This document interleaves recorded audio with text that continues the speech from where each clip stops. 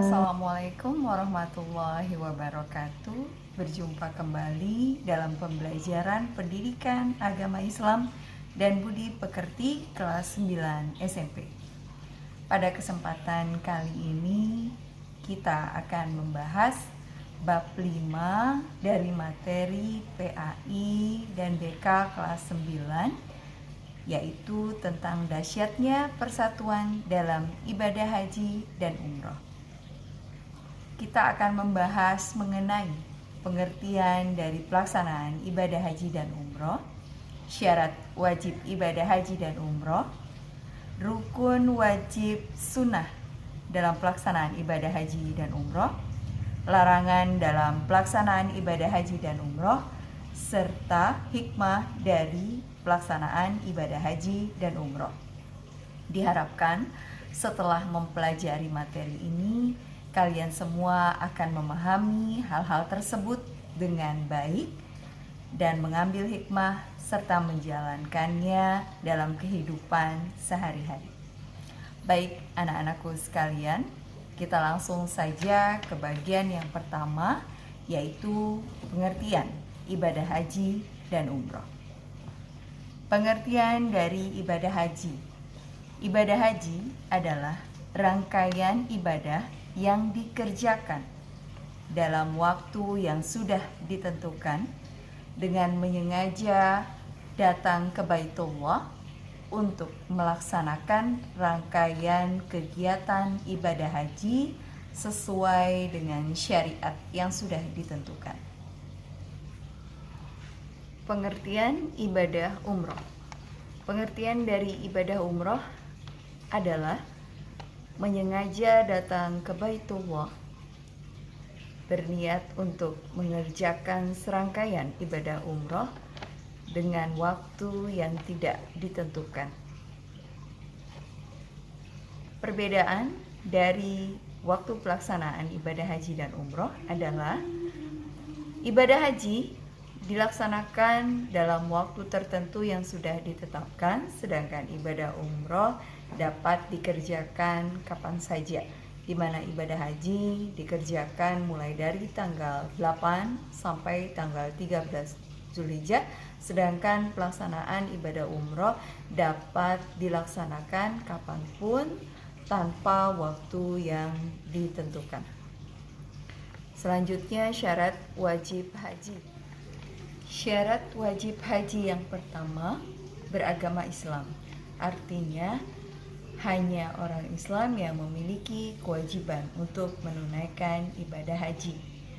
Ini pun karena wilayah Tanah Haram, Mekah Al-Mukarramah, hanya boleh dimasuki oleh orang yang beragama Islam saja. Syarat wajib haji yang kedua, balik. Artinya, seorang anak kecil tidak memiliki kewajiban untuk menunaikan ibadah haji. Kalaupun ia melaksanakan ibadah haji, maka tidak gugur kewajibannya untuk menunaikan ibadah haji kembali ketika usianya dewasa. Yang ketiga, berakal sehat.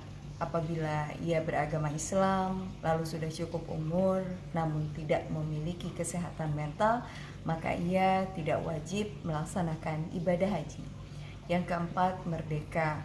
Artinya seorang budak tidak memiliki kewajiban. Syarat wajib haji yang kelima yaitu mampu. Artinya mampu di sini adalah umat Islam memiliki kemampuan secara fisik, yaitu kesehatan, dan kemampuan secara finansial.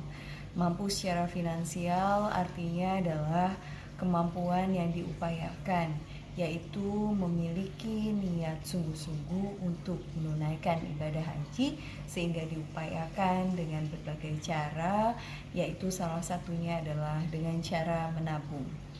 Baik, selanjutnya kita akan membahas tentang rukun ibadah haji dan rukun ibadah umroh. Terdapat 6 rukun ibadah haji. Yang pertama adalah ihram, yang kedua wukuf, ketiga tawaf, keempat syai, kelima tahallul, keenam, tertib. Sedangkan rukun umroh hanya ada 5, yaitu selain dari 6 yang disebutkan tadi dalam rukun haji, yang tidak termasuk dalam rukun umroh adalah wukuf di Arafah. Baik, Ibu akan menjelaskan satu persatu. Ihram, artinya setiap yang menunaikan ibadah haji dan umroh diperintahkan, diwajibkan untuk menggunakan kain ihram, di mana ada perbedaan antara kain ihram yang digunakan oleh laki-laki dan oleh perempuan.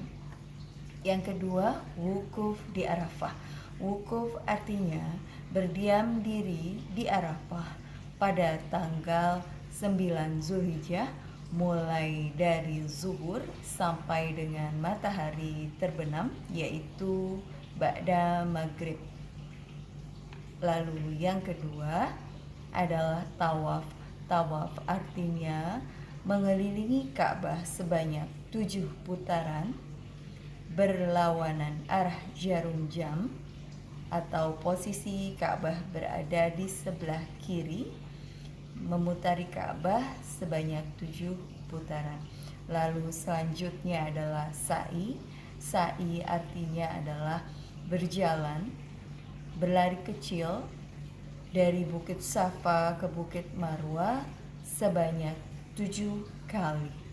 Yang kelima, tahallul. Tahallul artinya mencukur sebagian rambut atau keseluruhan rambut bagi laki-laki. Dan yang keenam, tertib. Tertib artinya semua rukun tersebut harus dilaksanakan secara berurutan. Baik, anak-anakku sekalian, itu adalah rukun haji. Dan yang membedakan dengan rukun umroh adalah tidak adanya wukuf di Arafah. Kenapa? Karena wukuf di Arafah hanya dilaksanakan pada tanggal 9 Zulhijjah. Sedangkan umroh itu dilaksanakan tidak harus di bulan Zulhijjah, tetapi bisa dilaksanakan kapan saja. Baik anak-anakku sekalian, untuk saat ini pembahasan kita hanya sampai pada rukun haji saja. Sampai berjumpa kembali di pembahasan berikutnya terkait wajib, sunnah, larangan haji, serta hikmah pelaksanaan haji dan umroh. Sampai berjumpa pada pertemuan berikutnya. Wassalamualaikum warahmatullahi wabarakatuh.